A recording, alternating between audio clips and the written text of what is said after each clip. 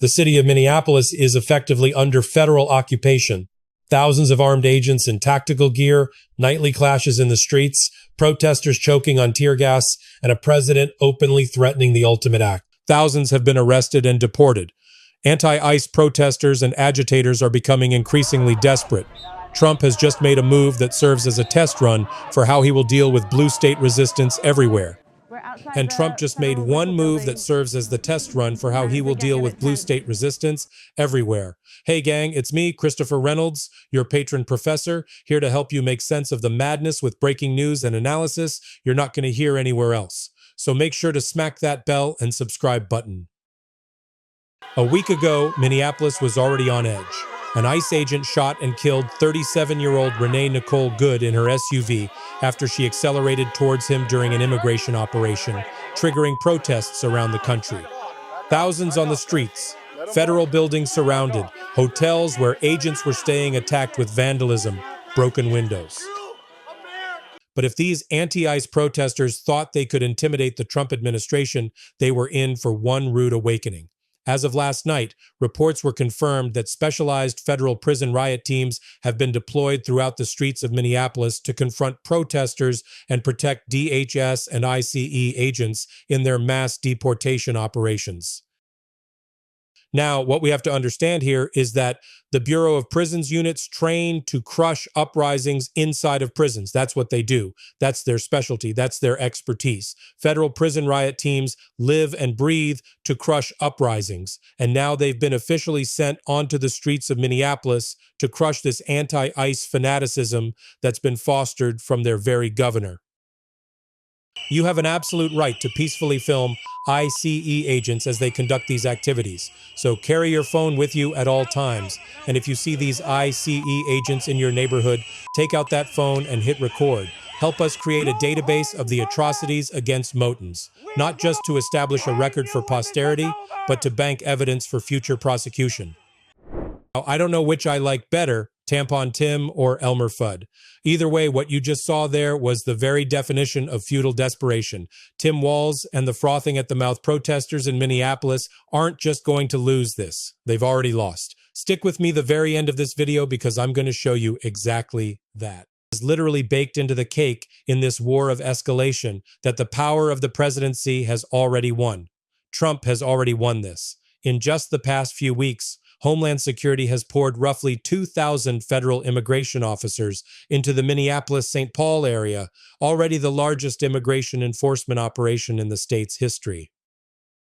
But now, multiple media outlets are reporting that 1,000 more ICE and DHS agents plus additional Customs and Border Protection officers are flooding the city in a massive surge, bringing the total federal footprint to around 3,000 agents, 5 times the size of the city's entire police force. And it's only going to continue to grow as the anti-ICE woke resistance continues to get more radicalized, more hysterical, more desperate. Case in point, last night, ICE agents tried to arrest a Venezuelan national in North Minneapolis who's in this country illegally. He allegedly fled a traffic stop, crashed into a parked car, then ran on foot.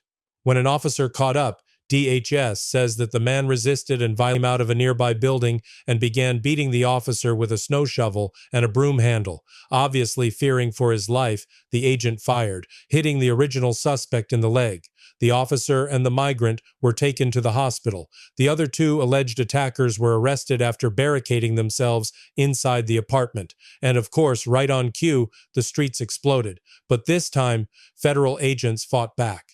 Oh, I got hit in the head really bad. Out of the blue, the police moved forward. Federal officers in gas masks fired tear gas and eye irritants into the crowd, dispersing the protesters amid overwhelming force. Minneapolis's own mayor, the insufferable Jacob Frey, described the situation as impossible and unsustainable, with residents demanding that local police literally confront ICE agents in the streets, but to no avail. President Trump has just made an announcement that's sending shivers down the spine of every woke left-wing activist in Minneapolis and beyond.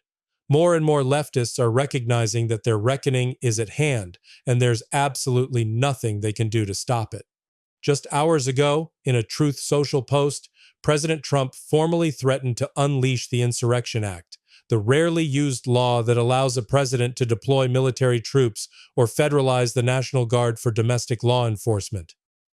If the corrupt politicians of Minnesota don't obey the law and stop the professional agitators and insurrectionists from attacking the patriots of ICE who are only trying to do their job, I will institute the Insurrection Act, which many presidents have done before me, and quickly put an end to the travesty that is taking place in that once great state. Thank you for your attention to this matter.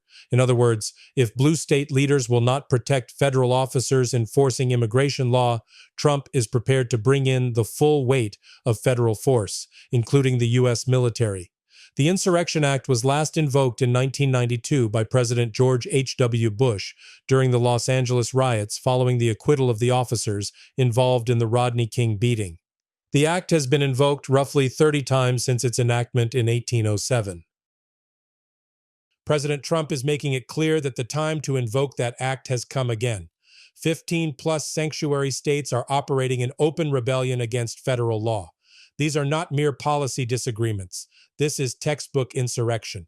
What we're seeing in Minneapolis and other sanctuary cities is futile because of what's known as escalation ladder theory, pioneered by American physicist and strategist Herman Kahn. The theory holds that in any conflict, the side that controls the highest levels of escalation determines the outcome. Sanctuary jurisdictions operate at the lowest levels: lawsuits, protests, symbolic gestures. The federal government, by contrast, controls the entire ladder.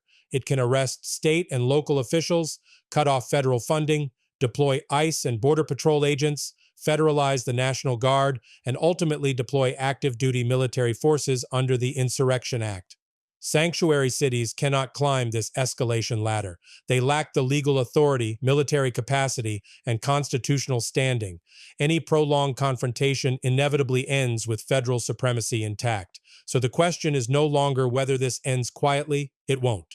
The real question is how a president should respond. Should Trump pull the Insurrection Act trigger in Minneapolis and make an example, or hold the line with the massive force already on the ground? Let us know what you think in the comments below. Make sure to subscribe for breaking news and analysis you won't get anywhere else. Love you guys. God bless.